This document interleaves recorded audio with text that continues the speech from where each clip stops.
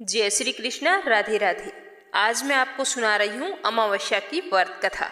तो आप सभी इस कथा को प्रसन्नचित मन से और श्रद्धा भाव से पूरा सुनना। कथा शुरू करने से पहले कमेंट बॉक्स में शिव गौरी और लक्ष्मी नारायण का जयकारा जरूर लगाना। और साथ ही अगर आपने मीरा भक्ति चैनल को सब्सक्राइब नहीं किया है तो जरूर करना।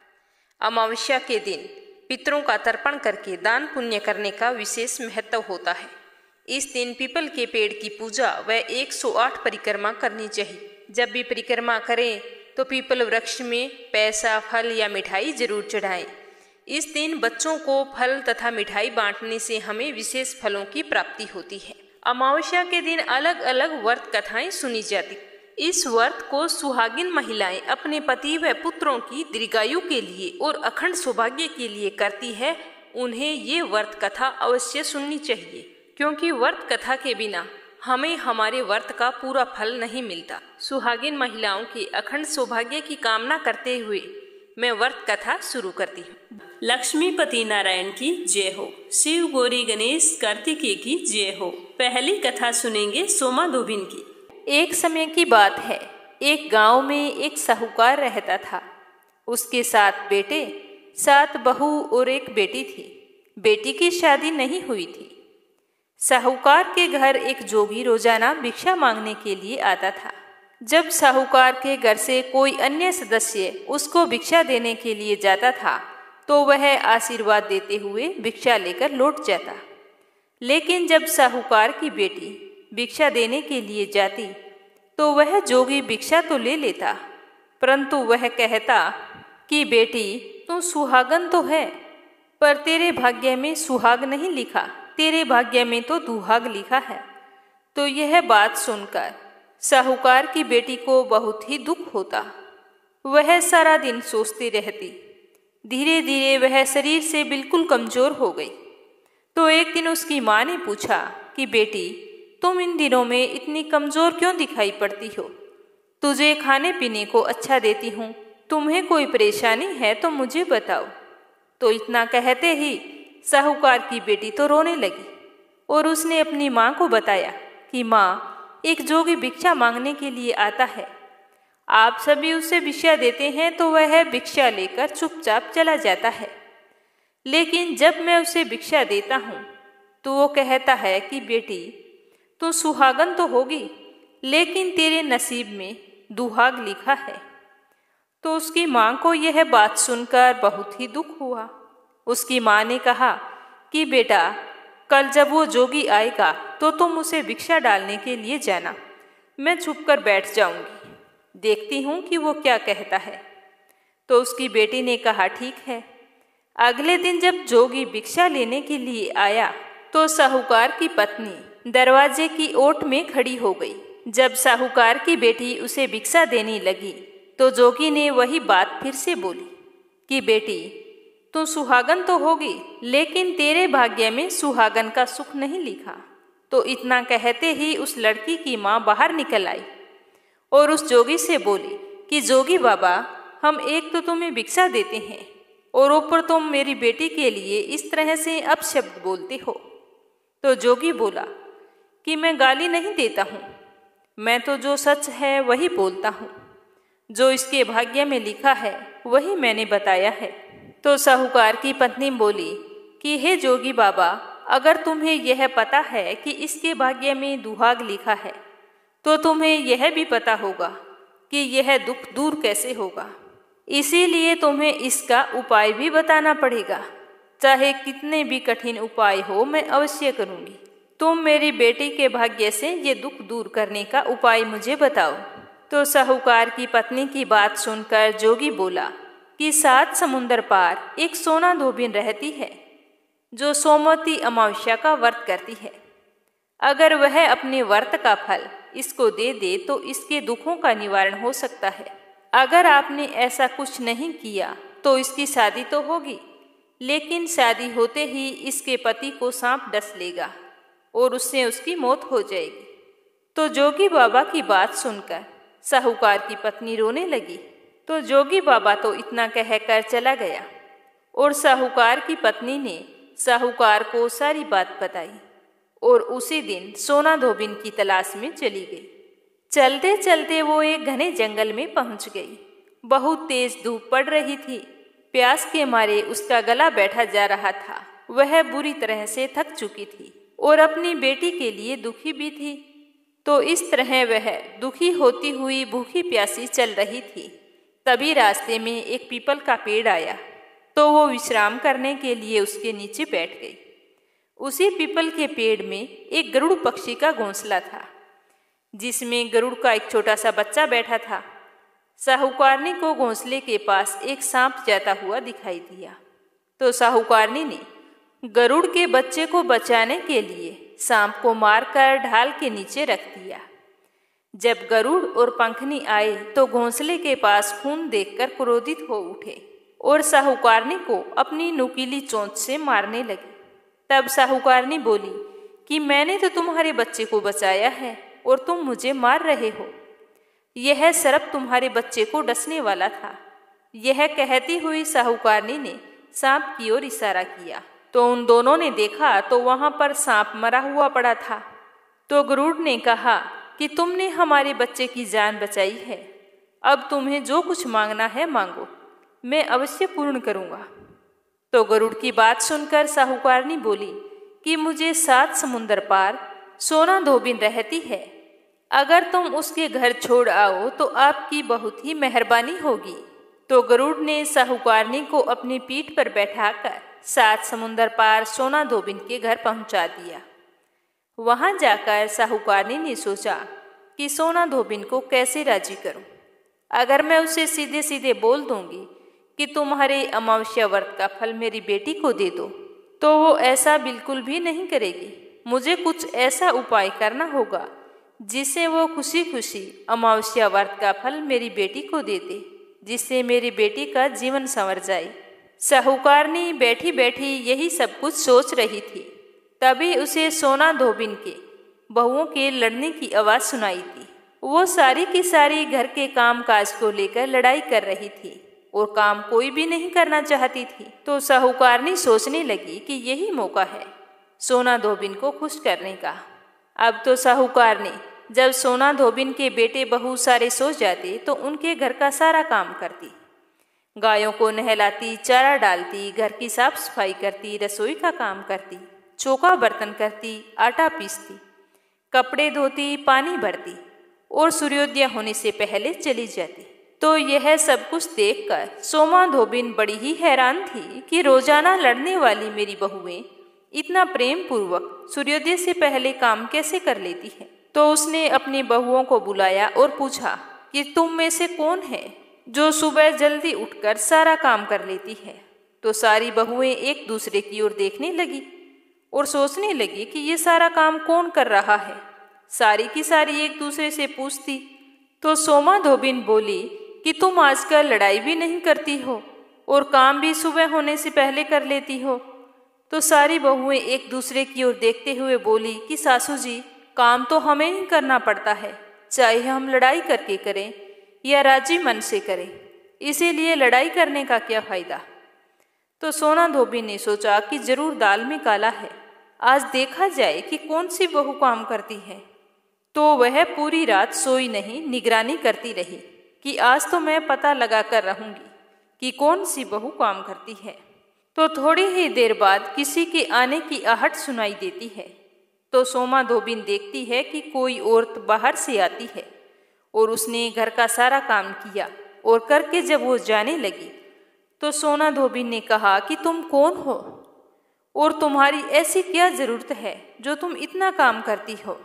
कितने दिन हो गए मुझे देखते हुए कि तुम रोजाना सुबह होने से पहले सारा काम करके चली जाती हो। आज तो तुम्हें मुझे बताना पड़ेगा कि तुम मेरे घर का काम क्यों निपटाती हो। तो सोना धोबिन के ऐसा कहते ही साहूकारनी उसके पैरों में गिर पड़ी और रोने लगी और कहने लगी कि जरूरत है तभी तो मैं इतना काम कर रही हूँ, पर पहले तुम मुझे वचन दो तभी मैं बताऊंगी, अन्यथा मैं आपको कुछ नहीं बताऊंगी। तो सोना धोबिन ने उसे वचन दे दिया और कहा कि अब तो बताओ। तो साहूकारनी रोते हुए कहने लगी कि मेरी बेटी के भाग्य में दुहाग लिखा है, अगर आप अपने अमावस्या व्रत का फल उसे दे देती हैं तो मेरी बेटी का भी भाग्य संवर सकता है। ये कहते हुए साहूकारनी ने सोमाधोबिन को सारी बात बताई। तो सोमाधोबिन ने साहूकारनी की बात सुनकर अपनी बहुओं से कहा कि मैं तो साहूकारनी के साथ किसी काम से जा रही हूँ। अगर मेरे पीछे से किसी को कुछ हो जाता है तो उसका संस्कार मत करना, उसे तेल घी के कूप में डालकर छोड़ देना, मैं जल्द ही लौट आऊंगी। ऐसा कहकर सोमाधोबिन साहूकारनी के घर चली जाती है। साहूकारनी की बेटी का विवाह तय हो गया और जिस दिन विवाह होने वाला था दूल्हा आकर फेरों के लिए बैठ जाता है तो सोनाधोबिन दूल्हे के घुटनों के पास कच्चा करवा रखती है और उसमें दूध डालकर तात का तार लेकर बैठ जाती है। थोड़ी ही देर बाद में वहां पर दूल्हे को डसने के लिए सांप आया तो सोनाधोबिन ने करवा आगे रखा और तार से बांध दिया। लेकिन जब यह सब दूल्हे ने देखा तो डर के मारे ही उसकी मृत्यु हो गई। तो सोनाधोबिन ने अपने टीके में से रोली निकाली, मांग में से सिंदूर निकाला, आंख में से काजल निकाला और मेहंदी निकालकर छोटी अंगुली चीरकर छींटे मारे और बोली कि आज तक जितने भी मैंने अमावस के व्रत किए हैं उन सभी व्रतों का फल मैं साहूकार की बेटी को देती हूँ और आगे जो मैं व्रत करूंगी वह फल मेरे बेटे और मेरे पति को लगे। तो सोमाधोबिन के इस तरह संकल्प करते ही दूल्हा फिर से जीवित हो गया और साहूकार की बेटी का बड़ी ही धूमधाम से विवाह हुआ। उसकी विदाई होने के बाद में सोनाधोबिन अपने घर को जाने लगी तो साहूकारनी बोली कि तुमने मेरे जवाई को नया जीवन दान दिया है, इसीलिए तुम कुछ भी मांगो, मेरे सामर्थ्य अनुसार होगा वह मैं सब कुछ तुम्हें दूंगी। तो वह बोली कि मुझे तो कुछ नहीं चाहिए, मुझे तो सिर्फ एक हांडी दे दो। तो वह हांडी लेकर चली जाती है। तो चलते चलते रास्ते में ही सोमवती अमावस्या का व्रत आ जाता है। तो वह हांडी का 108 परिक्रमा लगाकर पीपल के पेड़ के नीचे दबाकर घर आ जाती है। घर आकर देखती है कि उसके पति की तो मृत्यु हो गई है और वह तेल और घी के कूप में पड़ा है। तब वह अपने टीके में से रोली निकालती है, मांग में से सिंदूर निकालकर, आंखों में से काजल निकालकर और मेहंदी के साथ चिटली अंगुली से छींटे देती है और कहती है कि रास्ते में जो मैंने सोमवती अमावस्या का व्रत किया है उसका फल मेरे पति को लगे। तो उसके इस तरह कहते ही उसका पति उठकर बैठ जाता है। उसी समय उनके घर ज्योतिष आया हुआ था। वह बोला कि जजमान, सोमवती अमावस्या को मेरा क्या है, क्योंकि सोनाधोबिन हर अमावस्या को ब्राह्मण को दक्षिणा देती थी, इसीलिए वह भी दक्षिणा मांग रहा था। तो सोमाधोबिन कहती है कि अब की बार मेरे अमावस्या का व्रत तो रास्ते में ही आया था, तो मैंने ऐसा कुछ भी नहीं किया। जो कुछ किया था वह सब पीपल के पेड़ के नीचे ही गाड़ दिया। आज मेरे पास देने के लिए दक्षिणा तो नहीं है। तो वह ज्योतिष ब्राह्मण सीधा पीपल के पेड़ के पास जाता है और सोचता है कि देखता हूँ कि इस बार सोनाधोबिन यहाँ पर क्या गाड़ कर गई है। तो वह जल्दी जल्दी वहाँ पीपल के पेड़ के नीचे से जगह खोद कर देखता है तो वहाँ 108 और 13 सोने के चक्कर उसे मिलते हैं। तो यह देखकर उसे बहुत ही हैरानी होती है। ज्योतिष ब्राह्मण उन सबको वहाँ से उठाता है और सोनाधोबिन के घर ले जाता है और वहाँ जाकर कहता है कि इस तरह से तुमने वहाँ पर फेरी लगाई और मुझे बोला कि अब की बार मैंने कुछ भी नहीं किया है। तो सोनाधोबिन बोली कि यह तो तुम्हारे भाग से हुआ है, मैंने ऐसा कुछ नहीं किया, इसीलिए इन सबको तुम ही ले जाओ। तो सोनाधोबिन की बात सुनकर ब्राह्मण कहता है कि मेरा तो इसमें चौथा हिस्सा है, बाकी तो सब तुम्हारा है, आपका मन हो आप उसे दे देना, पर मैं तो चौथा हिस्सा ही लेकर जाऊंगा। तो इस तरह अमावस्या के व्रत का चमत्कार देखकर सारी नगरी में ढिंडोरा पिटवाया कि हर व्यक्ति अमावस्या का व्रत करे। हे अमावस माता, जैसा साहूकार की बेटी को सुहाग दिया वैसा सबको देना, सुहागिन स्त्रियों की सुहाग की हमेशा रक्षा करना, अखंड सौभाग्य का आशीर्वाद देना, सुख समृद्धि बनाए रखना, जो भी इस कथा को श्रद्धा भाव से सुने और हुंकारा भरे, उसके जीवन से सारी मुसीबतों को दूर करना। प्रेम से बोलो अमावस्या माता की जय हो, श्री हरि विष्णु की जय हो, भोले शंकर की जय हो। 3 पनौती अमावस्या व्रत कथा। एक गांव में एक बूढ़ी अम्मा रहती थी। उसके साथ उसकी बहू रहती थी। उस बुढ़िया का बेटा विदेश में कमाई करने के लिए गया हुआ था। सास और बहू बहुत ही अच्छी थी। उस बुढ़िया की बहू बहुत ही धार्मिक विचारों वाली, उसकी पूजा पाठ और धर्म कर्म में बहुत ही रुचि थी। एक दिन वह अपनी सास से आकर बोली कि माँ जी, मैं आज व्रत रखना चाहती हूँ। तो उसकी सासू ने कहा कि बेटा, आज ऐसी क्या बात है, तुम कौन सा व्रत रखना चाहती हो? तब बहू ने कहा कि सासू माँ, मैं 3 पनौती अमावस्या का व्रत शुरू करना चाहती हूँ। तो उसकी सास बोली कि बहू, ये व्रत क्या होता है और इस व्रत को करने से क्या फल मिलता है, मुझे भी बताओ। तब बहू ने कहा कि सासू माँ, 3 पनौती अमावस्या का व्रत करने से बहुत पुण्य फल मिलता है। घर में अन्न धन बना रहता है, सुख शांति रहती है, अटल सुहाग मिलता है और पुत्र की प्राप्ति होती है। इस व्रत में प्रत्येक वर्ष अलग अलग खाना खाया जाता है। भगवान विष्णु के मंदिर में चढ़ावा चढ़ाया जाता है या फिर किसी ब्राह्मण को दान दिया जाता है। इस व्रत में पहले साल शक्कर, घी और चावल से बना हुआ खाना खाया जाता है। जब पहले साल की 12 अमावस्या का व्रत पूरा हो जाए तो 1.25 किलो चावल, 1 कटोरी घी तथा 1 कटोरी शक्कर किसी ब्राह्मण को दान दिया जाता है। दूसरे साल जौ, घी और शक्कर से बना हुआ खाना खाया जाता है। जब दूसरे साल की 12 अमावस्या पूरी हो जाए तो 1.25 किलो जौ, 1 कटोरी घी और 1 कटोरी शक्कर किसी मंदिर में या फिर किसी ब्राह्मण को दान देना होता है। और तीसरे साल गुड़, तिल और घी से बने हुए व्यंजन खाने चाहिए। और इसी तरह तीसरे साल का उद्यापन किया जाता है। इसे 3 पनौती अमावस्या कहा जाता है। लेकिन इसका यह नियम है कि अगर हम एक बार संकल्प ले लेते हैं तो इसे पूरा करना जरूरी होता है। इन व्रतों को बीच में नहीं छोड़ा जाता। तो व्रत का सारा विधान जानकर उसकी सासू ने कहा कि बेटा, मेरी तो उम्र हो गई है, लेकिन तुम इस व्रत को श्रद्धा पूर्वक करो। तो अपनी सास की आज्ञा पाकर बहू बड़ी खुशी से अमावस्या का व्रत शुरू कर देती है। उसके तीसरे साल के व्रत पूरे होने वाले होते हैं। तो बहू का एक दिन अमावस्या का व्रत था और सास बहू दोनों मंदिर पर गई थी। उस दिन मंदिर पर भोज का आयोजन किया गया था। तो बहू ने किसी के कहने पर वहां पर रोटी खा ली और अपना व्रत भंग कर लिया। इससे अमावस्या माता नाराज हो गई, जिससे सास बहू में रोजाना आए दिन झगड़े होने लगे। जो सास बहू इतने प्यार से रहती थी, उनके बीच में रोजाना जोर जोर से लड़ाइयाँ होने लगी। यह सब देखकर गांव वाले भी हैरान हो गए कि यह सब क्या हो गया। एक दिन सास बहू की लड़ाई बढ़ते बढ़ते इतनी बढ़ गई कि मरने मारने की नौबत आ गई। तभी अड़ोस पड़ोस के लोग वहां पर इकट्ठे हो गए और बुढ़िया से पूछने लगे कि क्या बात हो गई, तुम दोनों के बीच रोजाना इस तरह से झगड़ा क्यों होता है। तो वह बुढ़िया बोली कि यह जब से मेरे घर में बहू बनकर आई है, तब से हमारे घर की तो लक्ष्मी ही चली गई है। यह हमारे लिए बिल्कुल भी शुभ नहीं है। लेकिन यह इस बात को मानने के लिए तैयार नहीं है। तो सास की बात सुनकर बहू बोली कि माँ जी, मेरे आने से आपके घर की लक्ष्मी चली गई है, तो आप ही बताओ कि आपकी लक्ष्मी कहाँ गई है और मुझे कहाँ मिलेगी। मैं तुम्हारी लक्ष्मी को जरूर लेकर आऊंगी।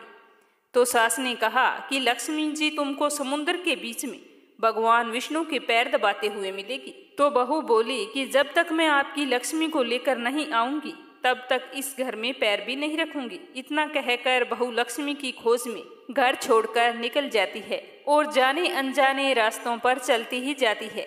तो रास्ते में उसे एक गाय मिलती है। वह बहू से पूछती है कि आप कहाँ जा रही हो।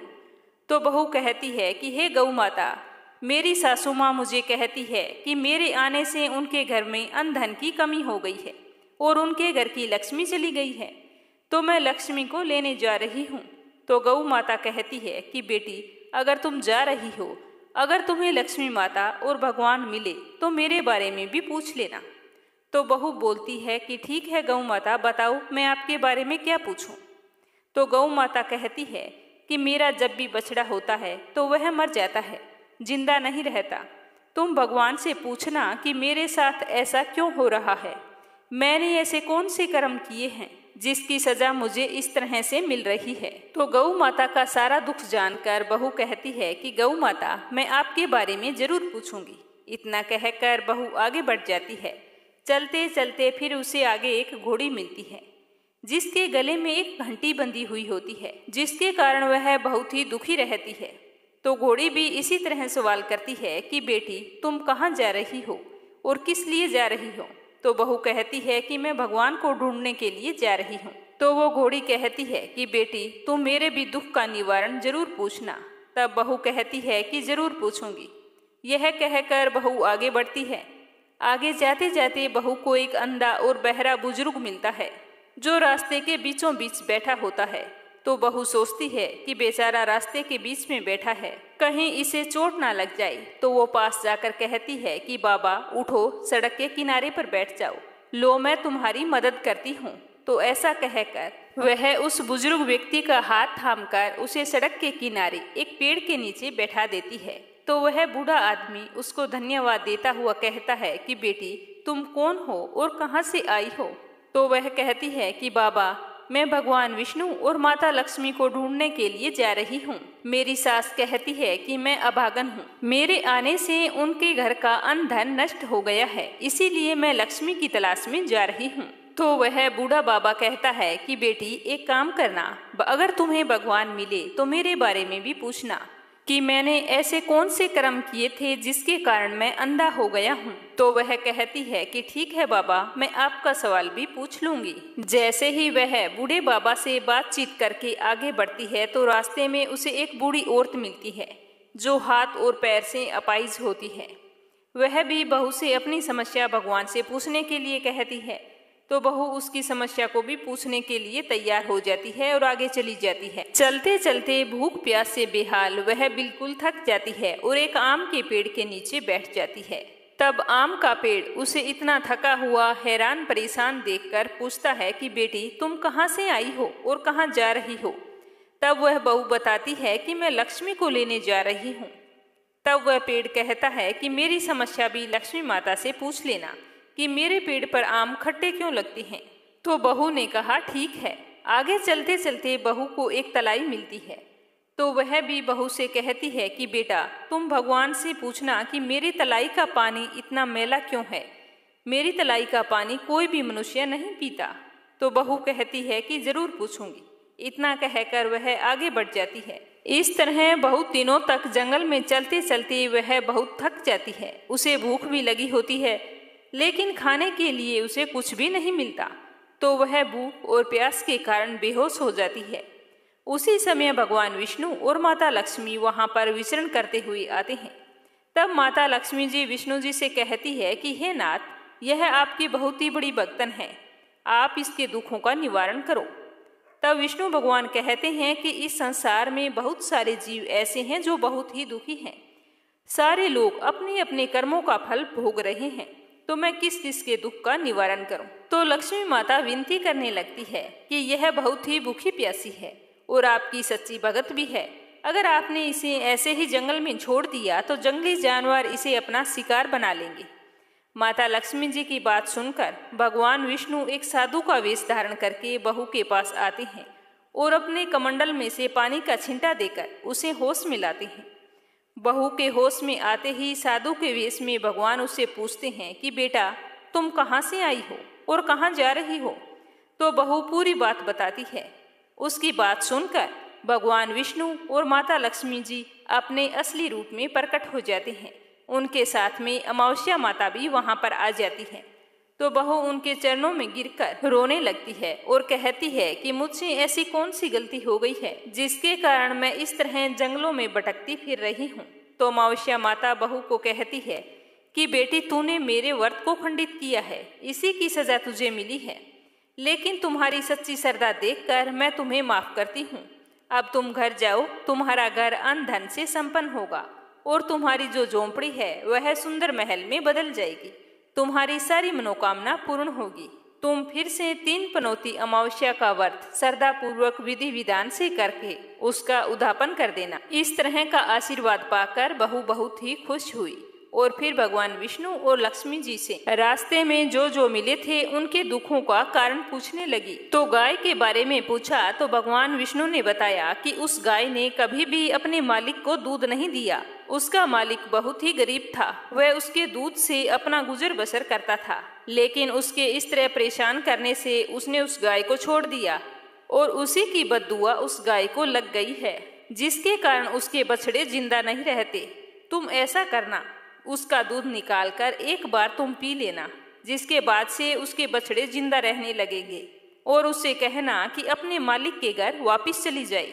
फिर बहू ने घोड़ी के बारे में पूछा तो विष्णु भगवान ने बताया कि वह घोड़ी पिछले जन्म में आटा पीसने वाली महिला थी। जब भी वह गांव के घरों का आटा पीसती थी तो उसमें मिलावट कर देती थी और आटा चुरा कर रख लेती थी, इसीलिए उसके गले में चक्की के पाट बंधे हुए हैं। तुम उसके पाट खोल देना, वो बिल्कुल ठीक हो जाएगी। उसके बाद में उस बूढ़े बाबा के बारे में पूछा तो भगवान विष्णु ने बताया कि उस बूढ़े आदमी ने कभी भी मंदिर जाकर भगवान के दर्शन नहीं किए हैं, इसी कारण वह अंधा हो गया है। अगर वह मंदिर जाए और वहां जाकर भगवान के भजन सुने तो उसकी आंखें ठीक हो सकती है।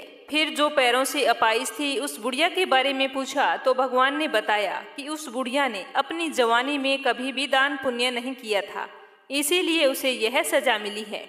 तुम उसे दान करवा देना और कहना कि अमावस्या के व्रत रखे, जिसके फलस्वरूप वह बिल्कुल ठीक हो जाएगी। उसके बाद में उस आम के पेड़ के बारे में पूछा तो भगवान ने बताया कि वह आम का पेड़ पिछले जन्म में एक माली था और उससे एक अनाथ बच्चे ने उससे आम मांगा तो उसने आम नहीं दिया, क्योंकि वह बहुत ही कठोर और निर्दयी था।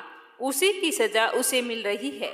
वह अपने दूसरे जन्म में आम का वृक्ष बना और उसके आम इतने खट्टे हैं कि उसे कोई भी नहीं खाता। तुम ऐसा करना कि उस पेड़ का एक आम तोड़कर खा लेना, उसके बाद में उसके आम अपने आप मीठे हो जाएंगे। उसके बाद में बहू ने अंतिम सवाल उस तलाई के बारे में पूछा तो भगवान ने बताया कि वह तलाई पिछले जन्म में देवरानी जेठानी थी। वे दोनों हमेशा लड़ती झगड़ती थी, जिससे उसके परिवार वाले बहुत ही दुखी रहते थे। उन दोनों ने हमेशा साथ रहने वाले दोनों भाइयों को अपने माँ बाप से अलग कर दिया और अपने घर का इतना सुंदर स्वर्ग जैसा घर था उसका माहौल बिल्कुल ही खराब कर दिया। उसी की सजा उसे मिल रही है। इसी के कारण उसका पानी मैला है और कोई भी व्यक्ति उस तलाई का पानी नहीं पीता है। तुम ऐसा करना, उस तलाई का पानी एक घूंट पी लेना, उसी समय वह तलाई शुद्ध हो जाएगी। तो इस तरह उन सब के दुखों का निवारण जानकर बहू ने भगवान विष्णु, माता लक्ष्मी जी और अमावस्या माता को प्रणाम किया और अपने घर के लिए चल पड़ी। और रास्ते में जो जो उसे मिला उन सभी को भगवान के द्वारा बताए गए उपाय बताए और उन सब से आशीर्वाद लेते हुए अपने घर पहुंच गई। जैसे ही वह अपने घर पहुंची तो वहां पर जाकर देखती है कि झोंपड़ी की जगह बहुत ही सुंदर महल खड़ा था। पूरे घर में अन्न धन भरा था और उसकी सास बड़ी ही बेसब्री से अपनी बहू का इंतजार कर रही थी। जैसे ही बहू ने अपनी सास को देखा तो खुशी के मारे उनसे लिपट गई और कहने लगी कि सासू माँ, आपने सच्ची कहा था कि मैं आपके लिए शुभ नहीं हूँ। मेरे आने से आपके घर की लक्ष्मी चली गई और मेरे जाने से आपके घर में लक्ष्मी आ गई है। अब मैंने आपके घर की लक्ष्मी ला दी है, अब मैं फिर से जा रही हूँ। तब सासू माँ कहती है कि बेटा, तुम यह क्या कह रही हो? तुम्हारी 3 पनौती अमावस्या का फल ही हमें मिला है। तुम यहीं पर रहोगी, मेरे साथ रहोगी, कहीं भी नहीं जाओगी। तो दोनों सास बहू खुशी खुशी रहने लगी और फिर से 3 पनौती अमावस्या का व्रत शुरू करके बहू बड़ी ही श्रद्धा भाव से व्रत रखने लगी। तो अमावस्या माता के आशीर्वाद से उसका पति भी एक दिन विदेश से लौट आया और घर में इतना सारा अन्न धन देखकर उसने अपनी माँ से पूछा कि माँ, आपने ऐसा क्या किया जो तुम्हारे पास इतना धन हो गया? मैंने तो सालों तक विदेश में कमाई करने के बाद भी इतना धन नहीं कमा पाया। तो उसकी माँ बोली कि बेटा, यह तो तुम्हारी बहू के अमावस्या व्रत का फल मिला है हमें। तो वह यह जानकर बहुत ही खुश हुआ। 1 साल बाद उनके घर में सुंदर पुत्र ने जन्म लिया। इस तरह से उस घर के सारे लोग सुखी और संपन्न हो गए। बोलो अमावस्या माता की जय हो, बोलो विष्णु भगवान की जय हो, बोलो लक्ष्मी माता की जय हो। और अब अंत में सुनते हैं लप्सी और तपसी की कथा। इस कहानी को हर व्रत कथा के अंत में अवश्य सुनना चाहिए कि लप्सी का फल लप्सी को मिले, तपसी का फल तपसी को मिले। और हमारी कहानी का और हमारे व्रत का फल हमें मिले। तो ये थी व्रत कथा। आप सभी की मंगल कामना के साथ जय श्री कृष्णा, राधे राधे।